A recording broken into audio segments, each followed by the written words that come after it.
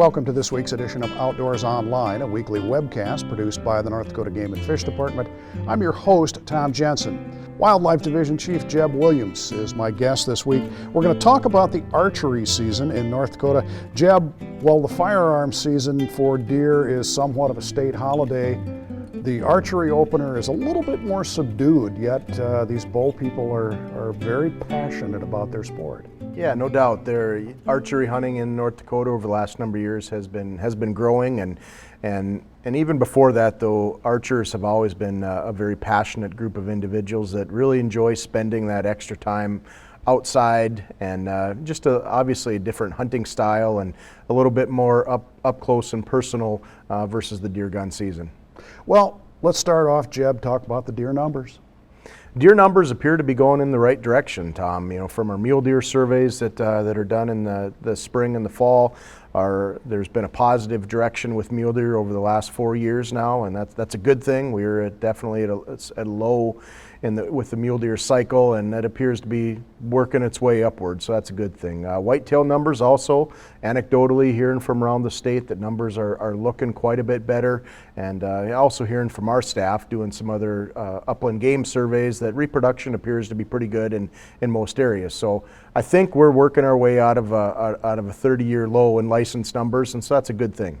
I know every year we have, I guess we would call them trouble spots, but it deals with sometimes diseases like EHD. Have you heard anything about that this year? Yeah, it certainly can. EHD definitely can have a localized impact in the southwest part of the state, and fortunately, knock on wood, we don't have any episodes of EHD. We've been in touch with South Dakota folks a little bit, and there's been a few reports in South Dakota, but so far we have not received any EHD reports, or we have not tested and confirmed any EHD reports in North Dakota.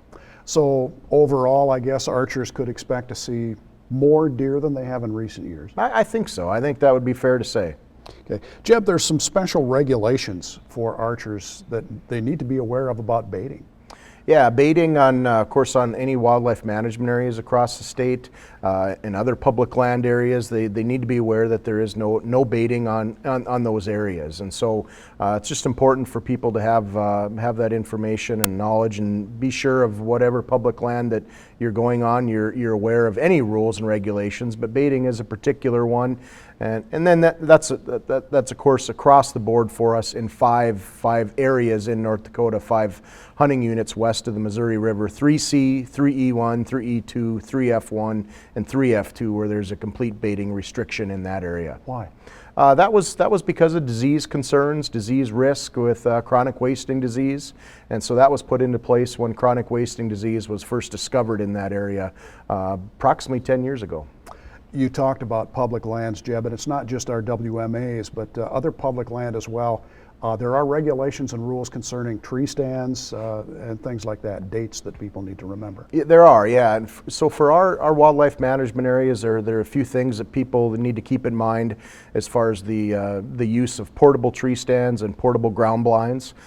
People are obviously welcome to use those. They need to be identified with some type of a tag, some type of an identification that an enforcement officer can recognize that has the individual's name, address, contact information on there.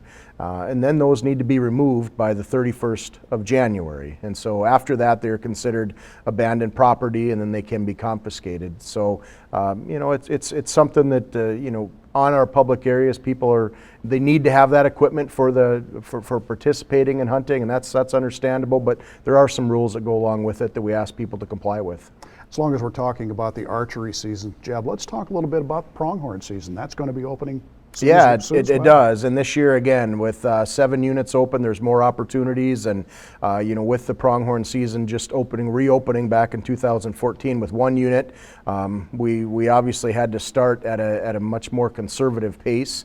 So we didn't offer over-the-counter archery licenses. Anybody that wanted to participate in the archery season for pronghorn had to apply for a license like anybody did. And so individuals that were successful or are successful in the lottery can then participate in the archery portion of the season. And then if they're not successful with that, they can use that during the gun portion of the pronghorn season as well. As these sportsmen and women take to the field this archery season or any hunting season for that matter, Jeb. And there's another thing that they need to be aware of, and that's fire. It is. Anytime people are recreating in western, especially western North Dakota in September, more years than not, there's going to be dry conditions. And so we really encourage people to follow the State Fire Index, which is put in place for people to monitor the daily index, the daily conditions taking place on the landscape. And those conditions do change every day. And so it's something that people need to be aware of, and there are certain restrictions and regulations based on the daily fire index. And so people need to be aware of those conditions when they're out there, because that does potentially have some restrictions on the uses that you can be doing when you're recreating in the western part of the state or anywhere in the state. All right, Jeb, thanks. Thank you, Tom. There are a number of hunting seasons opening in the next month and a half or so. Dove season opens on Thursday, September 1st, and the archery, deer and pronghorn, and the mountain lion seasons all open on Friday, September 2nd. The season for grouse and partridge opens on Saturday, September 10th, and the annual youth deer season opens September 16th. Youth waterfowl season is set for September 17th, and the early waterfowl season for residents only opens Saturday, September 24th, while the regular waterfowl season and the youth pheasant season open Saturday, October 1st. Pronghorn firearms season is set to begin on Friday, September 30th, and the pheasant season in North Dakota opens on Saturday, October 8th. For Jeb Williams and the rest of the staff here at North Dakota Game and Fish, thanks for joining us for Outdoors Online. See you again next week.